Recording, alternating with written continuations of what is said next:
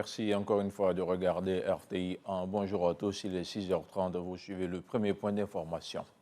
L'ambassadeur du Royaume d'Arabie Saoudite en Côte d'Ivoire à l'Assemblée nationale, Abdullah Ibn Ahmad, a été reçu par le président Adama Bictogo.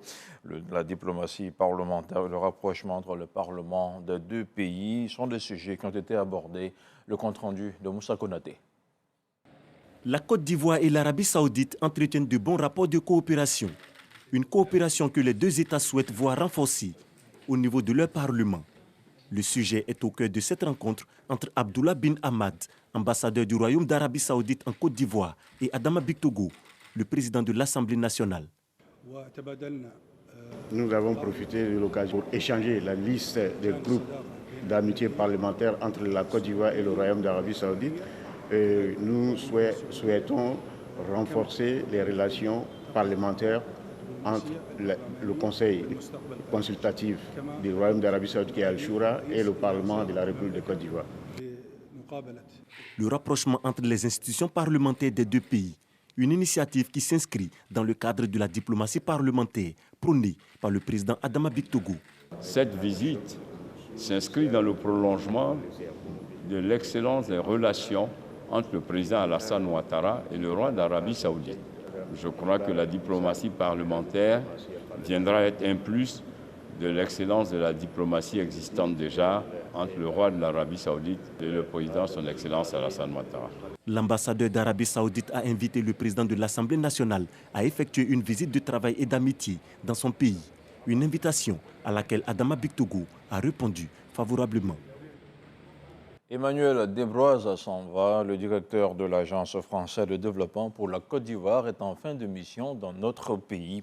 Il aura passé 4 années à travailler à la structuration de financement et à la mise en œuvre de plusieurs projets dans divers secteurs de l'économie ivoirienne. Mais avant de quitter notre pays, il a dressé le bilan de son passage en terre ivoirienne. On en parle avec Lanciné Bakayoko.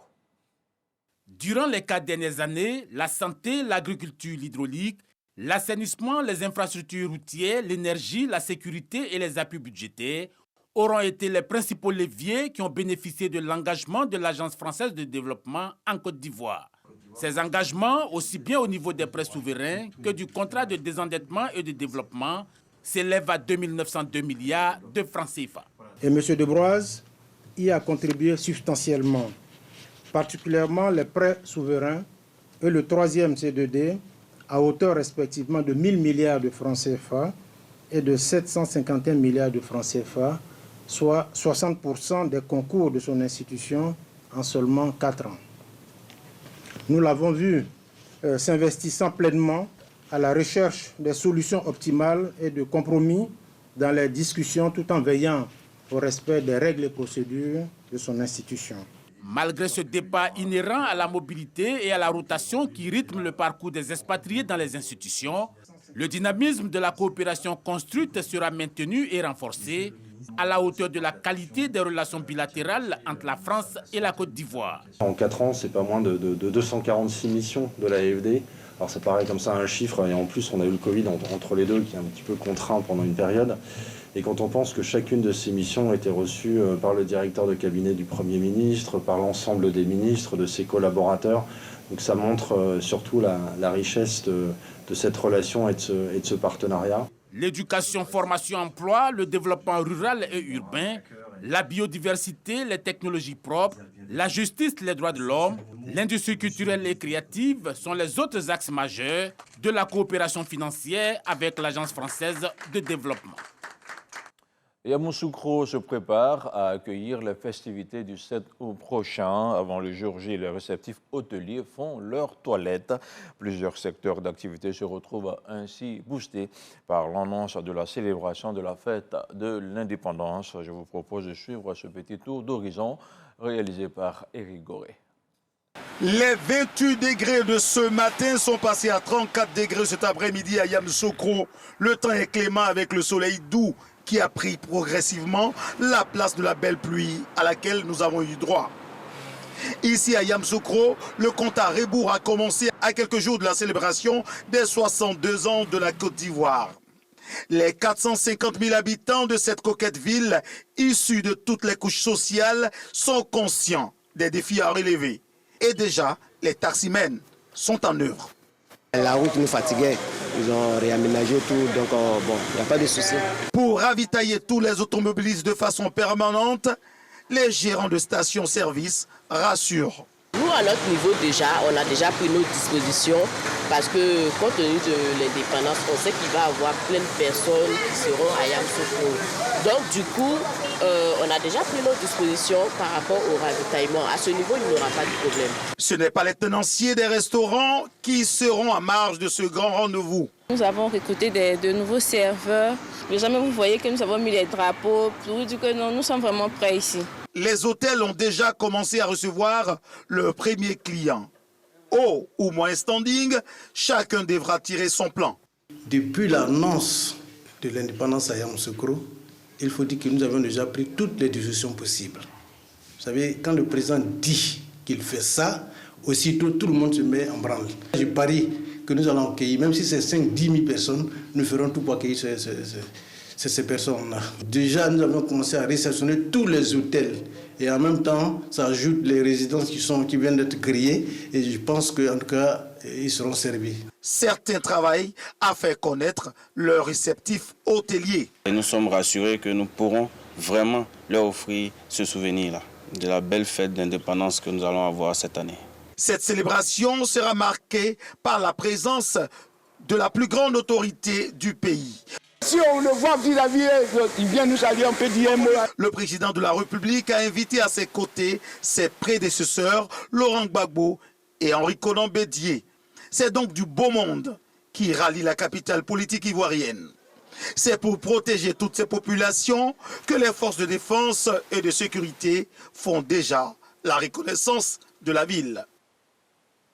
On continue à parler de la fête de l'indépendance initialement prévue à la place Figuegayo de Yopougon. Le concerto de l'indépendance pour la solidarité va se tenir cette année à Yamoussoukro, sur le plateau de RTI 1. L'une des têtes d'affiche de ce grand moment de communion a appelé toute la Côte d'Ivoire à commémorer cet événement majeur de la vie de la nation. Alpha Blondy, que je vous propose d'écouter. Nous sommes très heureux de participer au concerto pour l'indépendance, et tous les Baramoro sont invités. Après la réunion de famille à l'Hôtel Ivoire, 15 juillet. Le 15 juillet, maintenant c'est la réunion au village. Okay. À Yamoussoukro. Et là, il ne faut pas rater. J'invite tous les Baramoro et les Baramorotes. Okay? Quelle que soit votre obédience politique, venez. Et la fête sera belle. Nous, les musiciens, on est prêts.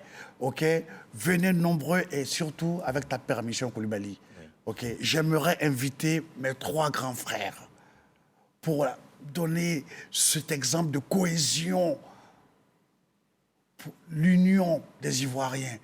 T'imagines un peu, Koulibaly, si on voyait assis à côté le président Bédié, le président Alassane Ouattara, le président Babo, alors ça va faire mal, ça va déchirer. Donc vraiment, les grands frères, si vous me suivez, voilà, si vous venez là, ce serait un exemple de cohésion sociale, d'unité nationale, jamais fait dans ce pays. Vraiment. Et les Baramoro de tous les partis, les Baramoro du PDCI, du RHP, du RDR, j'en passe, ok? Vous seront tous là. Les Baramoro, quel que soit votre parti politique, venez, ok? Le grand Alassane Ouattara, merci, ok? Le gouverneur Mambé, merci. Mon frère Lasper, merci. Vous avez goupillé cette fête-là et il faut que ce soit un succès total et absolu. L'appel est ainsi lancé. Autre chose, à présent, le ministre de la Culture, de la Jeunesse et du Sport bissau-guinéen Augusto Gomes est en visite de travail en Côte d'Ivoire. Il a visité le week-end dernier le service national des jeunes qui regroupe 500 jeunes Ivoiriens à Yamoussoukro, un modèle dont la Guinée-Bissau entend s'inspirer. Augusto Gomes a profité de sa présence à l'INPHB pour annoncer la participation effective du président de la République de Guinée-Bissau aux festivités des 62 ans de l'indépendance de la Côte d'Ivoire qui seront célébrées le 7 août prochain à Yamoussoukro. On parle à présent du baccalauréat 2022, quelques semaines après un terrible accident dont il a été victime. Un jeune garçon est tout de même parvenu à obtenir son baccalauréat avec un total de 294 points. Il a aussi obtenu la note de 19 sur 20 en mathématiques. Le jeune Moustapha a été récemment reçu en audience par la ministre de la Solidarité et de la lutte contre la pauvreté, Miss Belmondo Dogo, tenait à lui témoigner les encouragements du gouvernement ivoirien. Un reportage de Frédéric Oulaï.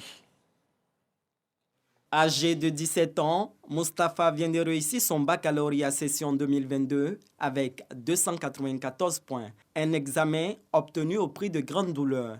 En avril dernier, il est victime de fractures au bras droit lors des épreuves physiques. Vu la gravité de l'accident, Moustapha est amputé mais ne perd pas espoir d'achever l'année scolaire. Il a reçu le soutien de son professeur de physique et de son médecin. J'étais vraiment choquée, mais Dieu aidant, Madame le ministre de la Solidarité nous a fait une grande faveur et c'est ainsi qu'on s'est retrouvés à Abidjan et la suite est prometteuse. Je suis allé rendre visite à l'Institut, l'amputation a eu lieu et donc là-bas déjà il s'est exercé à écrire et pendant la préparation je l'ai accompagné dans la rééducation de telle sorte qu'il puisse utiliser le bras gauche. Moustapha avait posté une publication sur Internet pour demander de l'aide. Il est alors repéré par les services du ministère de la Solidarité et de la lutte contre la pauvreté. 48 heures après, il est reçu par la ministre Miss Belmondo Dogo, qui lui traduit la solidarité du gouvernement. Ce qui nous a marqué, c'est sa résilience. Seul, il a appris à écrire avec la main gauche et ensuite son professeur l'encadrer pour lui permettre d'avoir une meilleure écriture. Le ministère va l'accompagner. Nous lui avons dit que nous lui donnons 4 ans pour qu'il sorte ingénieur en bâtiment. Et pour nous, il mérite une bourse d'études. Non seulement il est meilleur, parce qu'avoir 95 points sur 100 en mathématiques, il mérite tout l'accompagnement du gouvernement. Cette solidarité est aussi matérialisée par des dons en numéraire ainsi que des engagements pour des prises en charge universitaires et médicales. De quoi soulager le nouveau bachelier. Dès le début même, avec l'aide des professeurs, des amis et parents, c'est passé très vite, donc je n'ai pas tout ressenti cette douleur. Un grand remerciement à Madame le ministre de la Solidarité et aussi au niveau d'Abengoundon Drena qui a vraiment tout fait. Dès le départ jusqu'à aujourd'hui. À la demande du ministère, Moustapha va bientôt bénéficier d'une prothèse d'ici fin septembre. Modèle de résilience à imiter. En visite du travail à San Pedro, le ministre des Eaux et Forêts a constaté de visu l'état d'agression du lac de la localité. Laurent Kagba a annoncé des mesures visant à aménager la grande nappe naturelle d'eau, des travaux d'aménagement qui devraient démarrer dans les prochains mois. Dans l'actualité internationale, le chef et fondateur du groupe armé Front démocratique du peuple centrafricain FDPC et ses 3 compagnons resteront en prison jusqu'à la clôture de leur procès. Ils ont été interpellés en octobre 2019 à N'Djamena. Ils n'ont jamais été extradés vers la Centrafrique. Abdoulaye Miskina et ses 3 compagnons sont poursuivis pour création d'un mouvement insurrectionnel, viol, assassinat, torture ou encore séquestration. Et puis hors du continent africain, les exercices militaires chinois annoncés en représailles à la visite à Taïwan de la présidente de la Chambre des représentants américaine Nancy Pelosi violent les eaux territoriales taïwanaises, a affirmé ce mercredi le ministère de la Défense de l'île. Toujours selon le dit ministère, il s'agit d'un acte irrationnel, un acte qui vise à défier l'ordre international. Voilà, c'est la fin de ce point d'information sur RTI 1. Merci de rester en notre compagnie. L'info continue sur nos différents canaux d'information. À demain.